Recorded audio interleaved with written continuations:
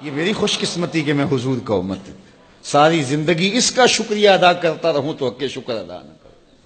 ہم حضور کی امتی، نبی انتظار کرتے رہے، نبی منتظر رہے۔ حضرت خلیل اللہ کی بارگاہ میں پکار رہے ہیں، ربنا وابعث فیہم رسولا، مالک رسول بھیج دے۔ کوئی کہتا ہے لیسا بفظ ولا بغلظ، وہ ترشرو نہیں ہوگا، سخت مزاج نہیں ہوگا، ماتھے پہ شکنے لانے والا نہیں ہوگا، وہ پیار بانٹنے والا ہوگا، بس وہ آیا جا رہا ہے۔ حضرت عیسیٰ نے تو نام بھی بتا دیا نا، مبشرا برسول یاتی من بعد اسمہ احمد، لوگوں میں جا رہا ہوں، چلو نام بھی بتا دیتا ہوں، میرے بعد جو آنے والا اس کا نام احمد ہوگا۔ نبی انتظار کرتے رہے، 12 نبیوں نے انتظار کیا حضور کی امت میں ہونے کے لیے، تمنا کی۔ نستورہ راہب انتظار کرتا رہا، بحیرہ راہب انتظار کرتا رہا۔ شب ہجر کی سختیاں کوئی اس سے جا کے پوچھے، تیری راہ تکتے تکتے جسے صبح ہو گئی۔ زندگیاں گزار دی انہوں نے۔ سلمان فارسی کی کہانی سن لو، مجوسی کے بیٹے تھے، حق کی طلب میں نکلے، باپ نے گھر سے نکال دیا، ایک پادری کے پاس جا کے رکے، زندگی بھر اس کی نوکری کی۔ جب اس کا آخری وقت آیا، اس نے کہا میری تدفین کے بعد غموریا چلے جانا، وہاں کا پادری خدا رسیدہ ہے، تجھے اس سے کچھ مل جائے گا۔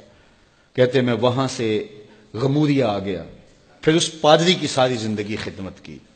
جب وہ مرنے لگا تو اس نے کہا کوئی ایسا شخص نہیں ہے جس کے پاس اب میں تجھے بھیجوں، لیکن نبی آخر الزمان کے ظہور کے لمحے آ گئے ہیں، تو یہاں سے یثرب چلا جا، وہ اس نبی کی ہجرت گاہ ہوگی، تیری زندگی سنور جائے گی، تو نے بڑی محنت کی ہے، بڑی نوکری کی ہے میری۔ کہتے میں نے اس کو کہا کہیں ایسا نہ ہو میں دھوکہ کھا جو مجھے کوئی نشانی بتا دے۔ اس نے کہا 3 نشانیاں ہیں، ایک صدقہ نہیں لے گا، دوسرا ہدیہ رد نہیں کرے گا، تیسرا 2 کندھوں کے درمیان مہر نبوت ہو۔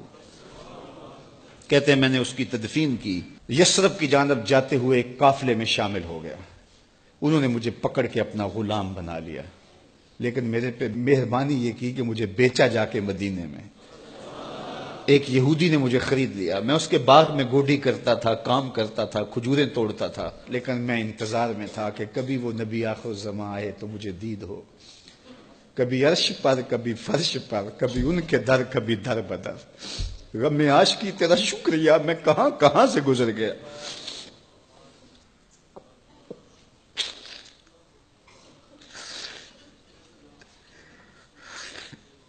کہتے ہیں ایک دن میں اپنے باغ میں کھجوریں توڑ رہا تھا کہ ہواؤں میں مستی پیدا ہو گئی اور ہر سمت سے طلع البدر علینا کی صدائیں گونجنے لگیں۔ میں سمجھ گیا کہ وہ لمحے آ گئے، میں نے چھلانگ لگا دی اور دوڑ پڑا۔ میرے آقا نے سمجھا شاید غلام بھاگ گیا، اس نے دوڑ کے مجھے پکڑ لیا۔ میں نے اس کو کہا کہ میں نوکر تیرا ہی ہوں، لیکن دل نوکر کسی اور کا ہے، میں بھاگوں گا نہیں، مجھے جانے دے۔ میں کچھ کھجوریں لے گیا تھا صدقے کی نیت سے، جا کے حضور کو پیش کی۔ آقا کریم نے فرمایا ہم نبی صدقہ نہیں لیتے۔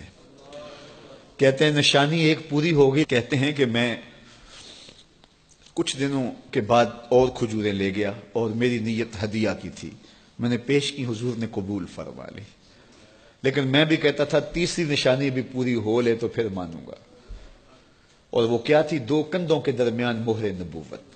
کہتے ہیں ایک دن حضور میرے باغ میں آئے اور آقا کریم نے اپنے مبارک کندھے پہ چادر رکھی ہوئی تھی اور چادر کی اوٹ میں مہر نبوت چھپی ہوئی تھی، اور میں پیچھے ہو کے دیکھتا تھا، اور میری آرزو یہ تھی کہ کوئی تیز جھونکا ہوا کا آئے اور چادر ہٹ جائے اور میں مہر نبوت کی زیارت کر لوں۔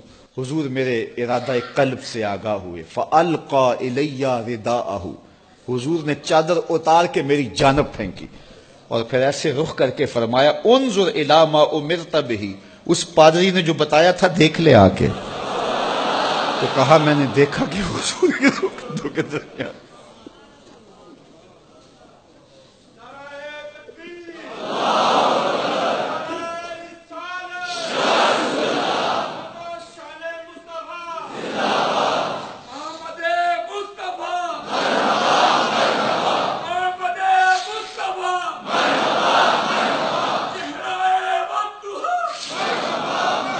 شب ہجر کی سختیاں کوئی اس سے جا کے پوچھے، تیری راہ تکتے تکتے جسے صبح ہو گئی۔ ہم نے تو کوئی انتظار نہیں کیا نا، ہم نے تو کوئی دکھ نہیں سہا، ہم سوئے تھے مقدر جاگ اٹھے، ہمارے والد مسجد سے مولوی صاحب کو بلا لائے، انہوں نے کان میں آ کے کہا مبارک ہو تو حضور کا نوکر بن کے آ رہا۔ میرے والد گرامی ایک شعر جھوم کے پڑھا کر